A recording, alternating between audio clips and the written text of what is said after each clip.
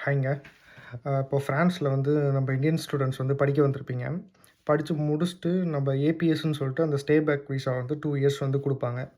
So அதில வந்து பார்த்தீங்கன்னா, நீங்க பார்ட் டைமா ஒர்க் பண்ணிக்கலாம். இல்ல ஃபுல் டைமா நீங்க வேலை தேடலாம். இல்லாட்டினா அதிலேயே வந்து நீங்க இன்டர்ன்ஷிப் திரும்ப இன்னொரு இது கூட பண்ணலாம்.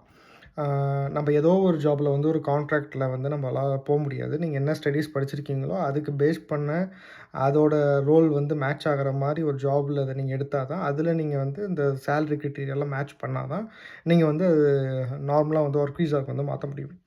இன்கேஸ் நீங்க அதெல்லாம் ட்ரை பண்ணி உங்களுக்கு எதுவும் கிடைக்கல அப்படின்னா, உங்களுக்கு வந்து நீங்க ஃப்ரான்ஸ விட்டு கிளம்பணுமான்னு கேட்டீங்கன்னா, இல்ல ஒரு ஆப்பர்ச்சுனிட்டி இருக்கு.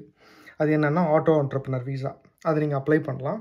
அது நீங்க அப்ளை பண்ணீங்க அப்புட்னா, அது உங்களுக்கு வந்துரும். அந்த விசால வந்து நீங்க வந்து இருந்துக்கலாம் ஃப்ரான்ஸ்ல. பட் ஆனா நீங்க ஃப்ரீலான்ஸரா ரெஜிஸ்டர் பண்ணிட்டு, நீங்க ஃப்ரீலான்ஸரா தான் ஒர்க் பண்ண முடியும். ஒரு கான்ட்ராக்ட்ல நீங்க சைன் பண்ண முடியாது. பட் வந்து இப்போதைக்கு உங்களோட ஸ்டேட்டஸ வந்து மெயின்டெயின் பண்றதுக்காக, நீங்க வேணா அந்த ஒரு ஆப்ஷன வந்து நீங்க எக்ஸ்ப்ளோர் பண்ணி பார்க்கலாம். பை.